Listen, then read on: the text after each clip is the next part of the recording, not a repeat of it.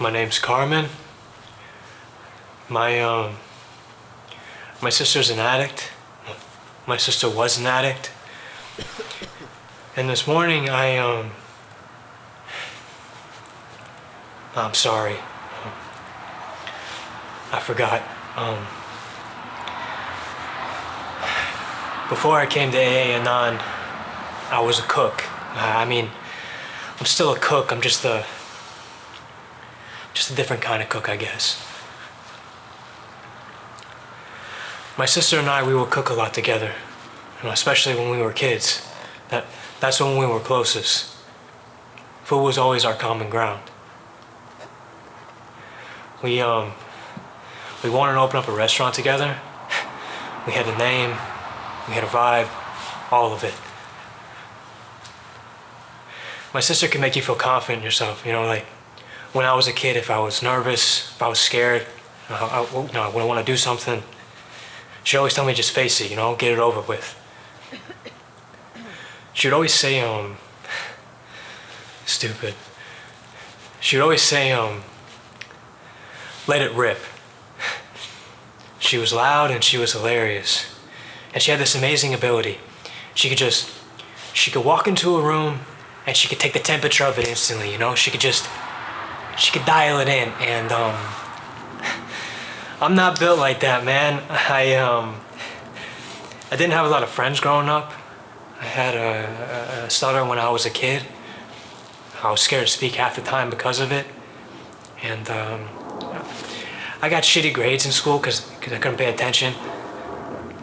I didn't get into college. I didn't have any girlfriends. I don't think I'm funny. I always thought my sister was my best friend. We just knew everything about each other. Except everybody thought she was their best friend, She was that magnetic and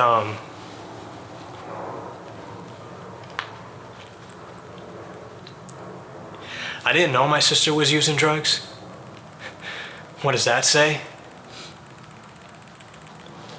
As we got older, I realized I didn't know anything about her, really. She stopped letting me in the restaurant a couple years ago. She just cut me off cold. And that hurt,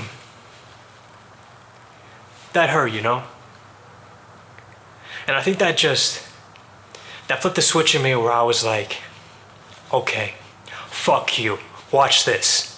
And because we had this connection through food and she made me feel so rejected and lame and shitty and uncool, I had this plan where I was gonna go work in all the best restaurants in the world. Like I'm gonna go work in real fucking kitchens, fuck mom and dad's piece of shit, right? And it sounds ridiculous, me saying that now, but that's what I did. And I got the shit kicked out of me, and I separated herbs, and I shucked oysters and clams and uni, and I cut myself, and I got garlic and onions and peppers in my fingernails and in my eyes, and my skin was dry and oily at the same time. I had calluses on my fingers from the knives, and my stomach was fucked, and it was everything. And a couple of years later, this funny thing happened, which is for the first time in my life, I started to find this station for myself, and I was fast. I wasn't afraid, and it was clear, and I felt okay, I knew which vegetables went together. Proteins, temperature, sauces, all that shit. And when somebody new came into the restaurant, the stage, I look at them like they were competition, like I'm gonna smoke this motherfucker. I felt like I could speak through the food, like I could communicate through creativity and that kind of confidence, I was finally, I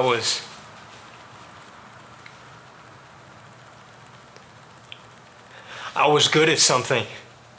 And that was so new, and that was so exciting. And I just wanted her to know that. And fuck, I just wanted her to be like, good job.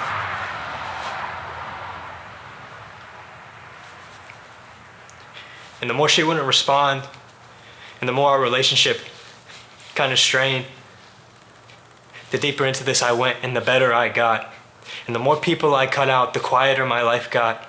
And the routine of the kitchen was so consistent and exacting and busy and hard and alive. And I lost track of time. And she died.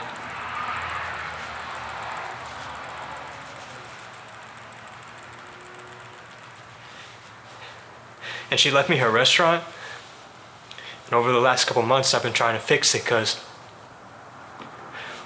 it was in rough shape. And I think it's very clear that me trying to fix the restaurant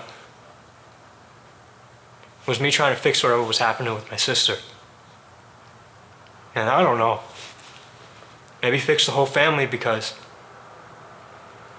that restaurant, it has in it,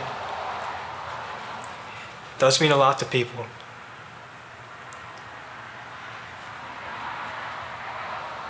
It means a lot to me. I just don't know if it ever meant anything to her.